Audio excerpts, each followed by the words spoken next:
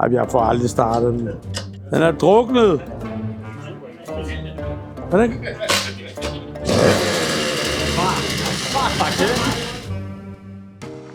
For herrens år siden, der vandt jeg en Puch ved at køre i en bobsled ned af et norsk fjeld. Den er fra 68, importeret i 69, og den er bygget af Klub Puch Mors.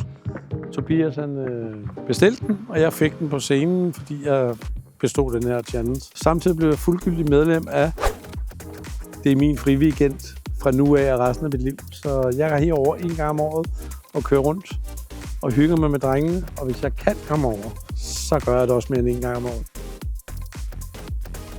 Man er en speciel støbning, når man bor herover. Og det er jo mennesker, man vil gå en stor bue om i København.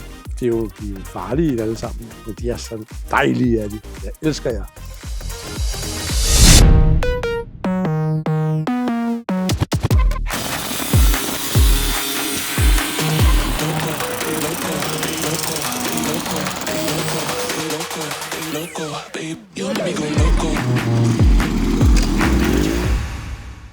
Det er et dejligt sted, det her. Hvorfor holder vi ikke festerne her engang imellem? Ja, men altså, Der er ikke plads. Der er ikke plads til 600.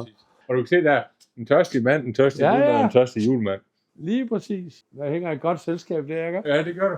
Min hænger ude på min terrasse, sammen med underbærskilt. Og Ja. Så den hænger udendør. Det skal den kunne. Det var fedt ting, det der. Du lavede 3 eller 4, ikke? 3. Så du har også en? Ja. Sådan der. Det er i køkken. Fedt. Pres, han har så mange idéer. Det er helt sindssygt. Og han har ideen, og så bliver den udtænkt, og så bliver den... Og så er den ikke... Altså, han er sindssyg. Jeg har jo kæmpe forventninger, fordi jeg ringede for 3 måneder siden og sagde til Pres, kan I ikke bygge mig en knallert, som jeg kan brænde dæk af på? Den skal ikke kunne køre på vejene. Den skal bare kunne brænde et dæk af. Og så skal jeg kunne skifte det selv, så jeg kan brænde et nyt dæk af. Så sagde han, jo, jeg sætter drengene i gang. Nu vil de så aflevere en knallert til mig. Jeg aner ikke, hvordan den ser ud, men jeg er sikker på, at de har lavet noget fedt. Han siger, at det er et kæmpe tun og en kæmpe skivebrems, og jeg ved ikke en skid om det. Jeg ved bare, at jeg lige om lidt bliver rigtig glad. Det fede er her ved, det er jo, der er 550 medlemmer fra den her størrelse og op efter. Og så er der klubber i klubben, så er der kvindeklub, der kører Puch Maxi. De er deres klub, og så er der Knejt, og så er der dit, og så er der dat. Og så mødes vi en gang om året og kører hele øen rundt. Men det er i alle størrelser, vi er. Må jeg se den der? Den der er på, den der. Og så har han jo også Bo Lydmand, jo. Ikke? Og du har Bo Lydmand på, jo, ikke? Ja. Så jeg får altid armsvedet der. Ja. Det er Bomanden, jo. Eller hvad nu han hedder? Tubermanden. Tubermanden. Har du ikke sådan et? Nej. Får du et. Prøv simpelthen, hvor varm i Vesten. Tak. Ja, det kan godt være svært at komme ind med vest på Christiania, men jeg tænker, at vi prøver.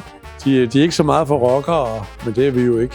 Tager en lige klasse med fru Malin, eller hvad der, og så ligger pikken deri. Der brækker fotografen så på gulvet. Siger der bare. Stop dig selv, mand! Sagde du det til en 9-årig? Ja, det gjorde jeg ret om.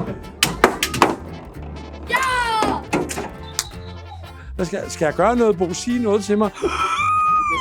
Og jeg stod bare, jeg kunne slet ikke sige noget. Så stod han og lavede Heinrich-metode.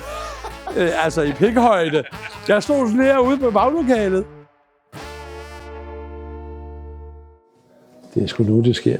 Nu skal vi se, hvad de har fundet ud af. Jeg tror, jeg bliver rørt. Jeg ved det ikke. Men det her, det er momentet.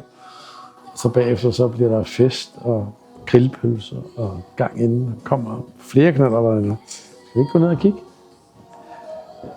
Jeg bestilte for, 3 måneder siden?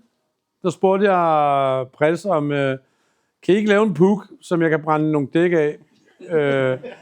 For jeg har jo, det er jo ikke nogen hemmelighed, jeg har en Puch for 69, der kører alt efter hvad jeg vejer, 30 km/t. Og jeg skal ud på marked og byfester, og der vil jeg gerne gøre et indtryk og køre ind på scenen på noget, der kan noget. Køre op ad en bakke, for eksempel. Jeg prøver lige at høre drengene, du skal ikke regne med noget, og så går der 1 dag eller 2, så ringer Pres og siger til mig, jeg har fundet ud af noget. Kig i din indbakke, og så ligger der et stel og en forgaffel, og jeg tænker bare, har du tænkt dig, at jeg selv skal samle det, eller hvad fanden har du tænkt dig? Take it away, Svend. Hvad i himlens navn har du tænkt, at jeg skal gøre med det? Ja, nu har du ikke engang væk til, du starter i gang med. Nej, jeg kan jo ikke løbe den i gang med.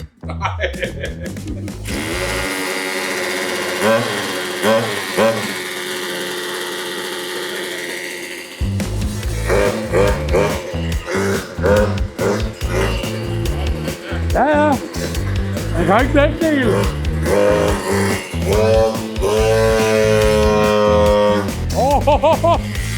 Jeg skal lige lære det. Prøv lige at se det der.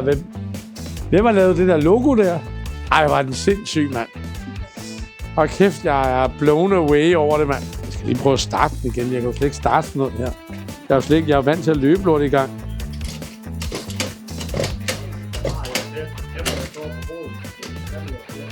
Skal man... Slukker du? Nej, sådan der. Sådan der. Hvor meget skal man jogge? Sæt op på bordet, så jogge. Det er... Men jeg får aldrig startet lortet. Var det pinligt? Jeg var vant til alt det andet. Du gjorde det sådan her. Jeg skal ikke holde på noget, vel?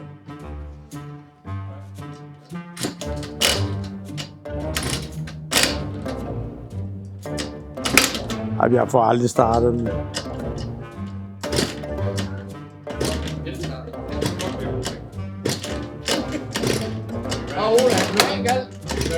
Den er druknet. Jamen, jeg skal nok lære det. Hvordan? Kan den overhovedet køre?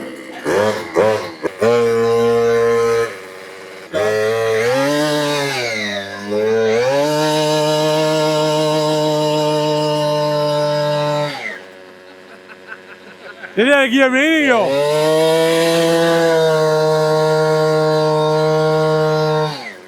Jeg elsker duften, mand. Hvad er det? Kan I huske sidst, da jeg fik det der brandværk? Vi skal lige have en krammer. For satan, mand. Og I får alle sammen en. Ej, hvor sindssygt var det vildt, mand. Fuck, mand. Tak af hjertet, mand.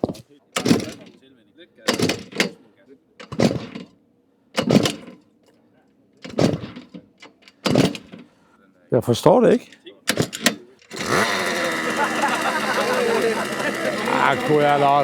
Hvad kunne jeg da også selv have gjort det?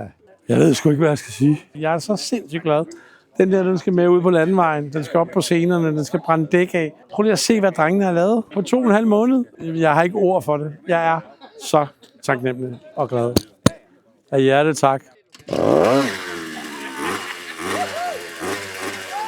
Der blev jeg glad.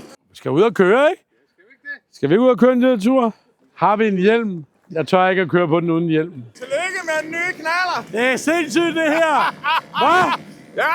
Jeg elsker det, mand! We just having fun. We just having fun.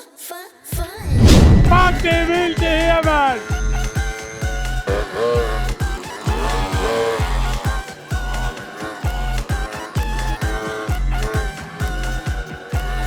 Det er bare vildt, det her!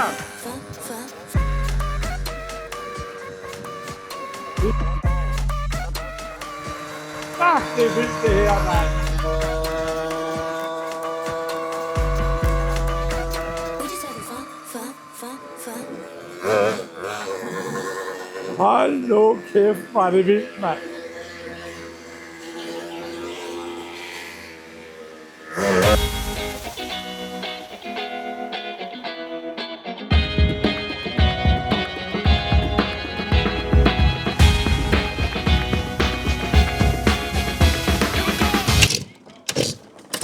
Svend!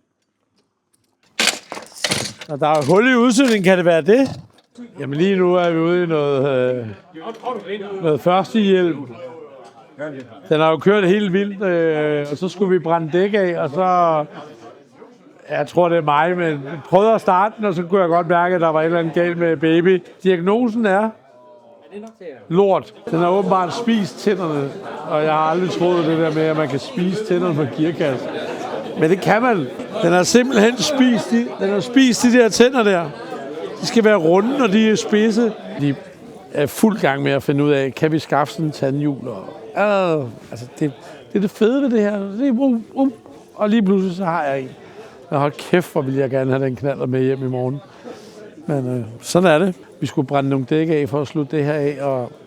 Men altså, nu har vi fundet den der. Nu skal jeg sgu brænde dæk af på den. Det siger de, jeg godt kan finde ud af. Kan du ikke stille dig lige? Nej.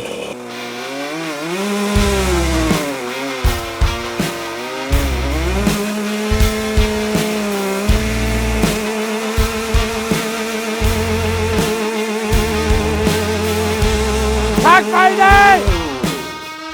Man bliver jo helt liderlig af det der. Fuck, mand! Det er som at køre på damen derhjemme. Det begynder også at skumme og ryge og sådan noget.